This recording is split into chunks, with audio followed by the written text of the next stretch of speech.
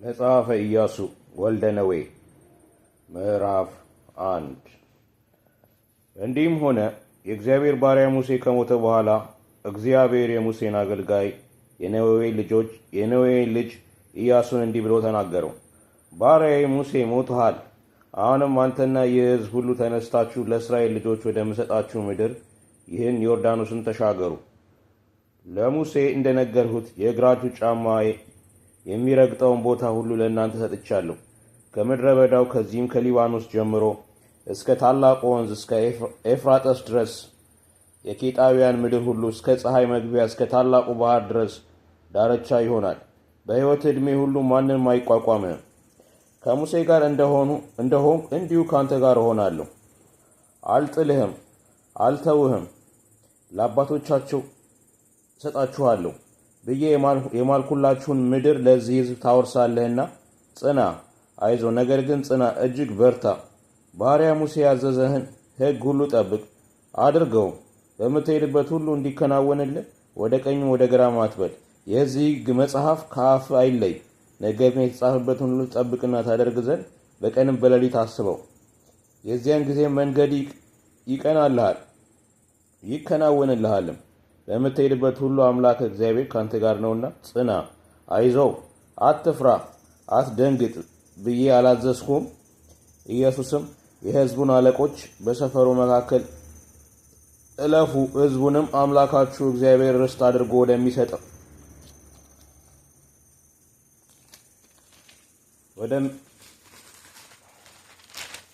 ወደሚሰጣችሁ ምድር እስከ 3 ቀን ይህን ዮርዳኖስን ተሻግራችሁ ልትወርሷት ትገቡበታላችሁና ስንቃችሁን አዘጋጁ ብላችሁ እዘዟቸው ብሎ አዘዘ።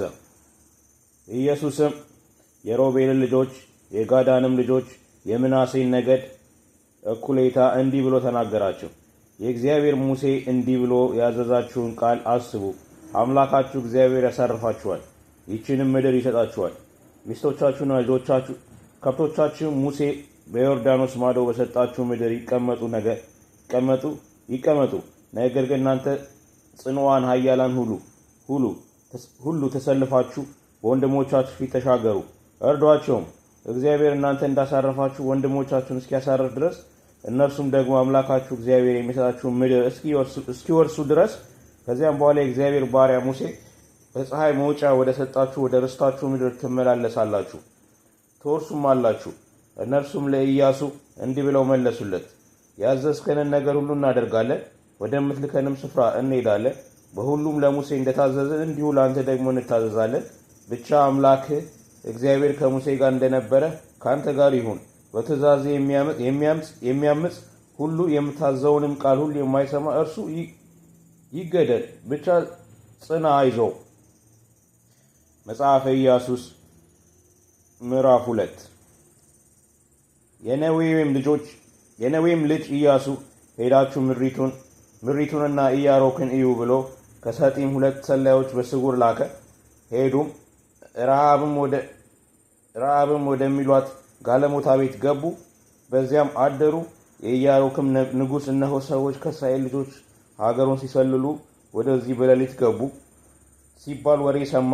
የኢያሪኮንም ንጉሥ አገሩን ሁሉ ሲሰልሉ መጥተዋልና ወደ አንቺ የመጡትን ወደ ቤትም የገቡትን ሰዎች አውጪ ብሎ ወደ ረሃብ ላከ።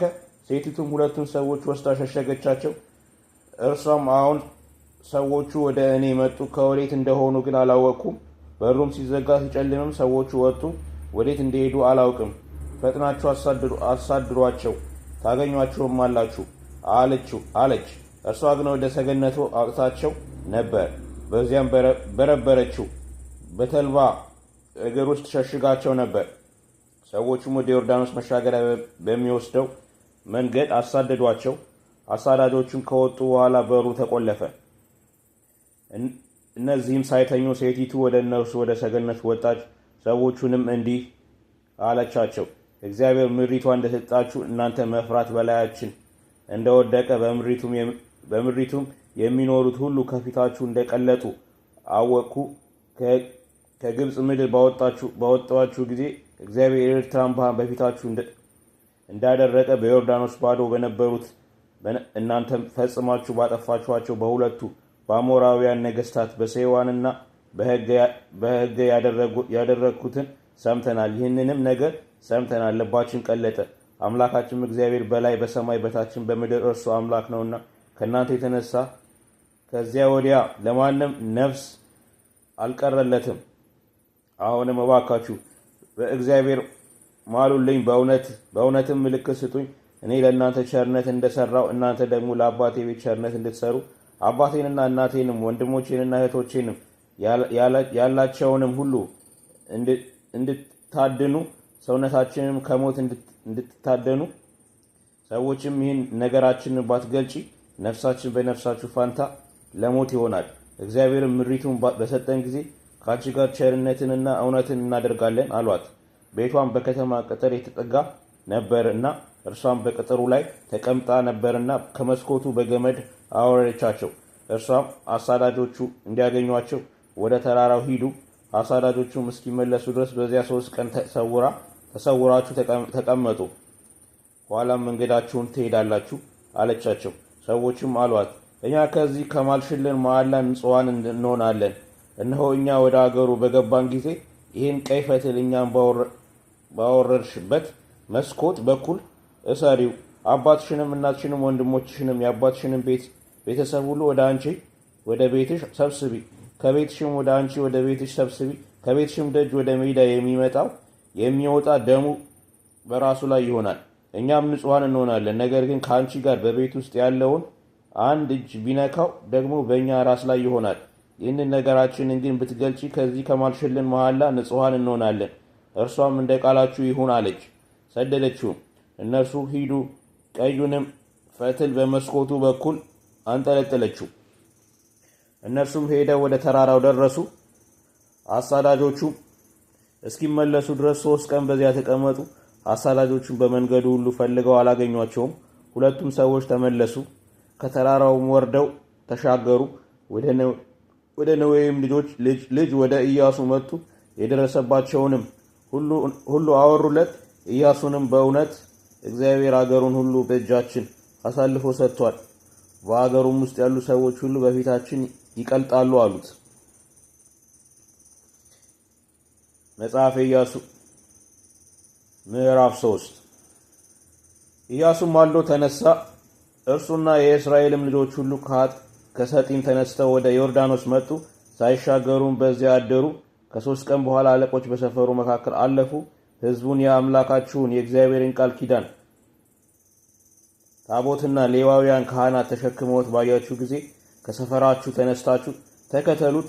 በእናንተና በታቦቱ መካከል ያለው ርቀት በስፍር 2000 ክንድ ያህል ይሁን። በዚህ መንገድ በፊት አልሄዳችሁበትምና የምትሄዱበትን መንገድ እንድታውቁ ወደ ታቦቱ አትቅረቡ ብለው አዘዙ። ኢያሱም ሕዝቡን ነገ እግዚአብሔር በመካከላችሁ ድንቅ ነገር ያደርጋልና ተቀደሱ አለ። ኢያሱም ካህናቱን የቃል ኪዳኑን ታቦት ተሸክማችሁ በሕዝቡ ፊት እለፉ ብሎ ተናገራቸው። የቃል ኪዳኑንም ታቦት ተሸክመው በሕዝቡ ፊት አለፉ። እግዚአብሔርም ኢያሱን ከሙሴ ጋር እንደሆነ እንዲሁ ከእናንተ ጋር መሆኔን ያውቁ ዘንድ በዚህን ቀን በእስራኤል ሁሉ ዓይን ከፍ ከፍ አደርግ ዘንድ ጀምራለሁ። አንተም የቃል ኪዳኑን ታቦት የሚሸከሙትን ካህናት በዮርዳኖስ ውሃ ዳር ስትደርስ በዮርዳኖስ ውስጥ ቁሙ ብለህ እዘዝ አለው። ኢያሱም ለእስራኤል ልጆች ወደዚህ ቀርባችሁ የአምላካችሁን የእግዚአብሔርን ቃል ስሙ አለ። ኢያሱም አለ፣ ሕያው አምላክ በመካከላችን እንደሆነ እርሱም ከፊታችሁ ከነዓናውያን፣ ከጤያውያንም፣ ኤዊያውያንም፣ ፈሪዛውያንም፣ ጌርጌሳዊንም፣ አሞራዊንም፣ ኢያቡሳዊንም ፈጽሞ እንዲያወጣ በዚህ ታወቃላችሁ። እነሆ የምድር ሁሉ ጌታ ቃል ኪዳን ታቦት በፊታችሁ ወደ ዮርዳኖስ ያልፋል።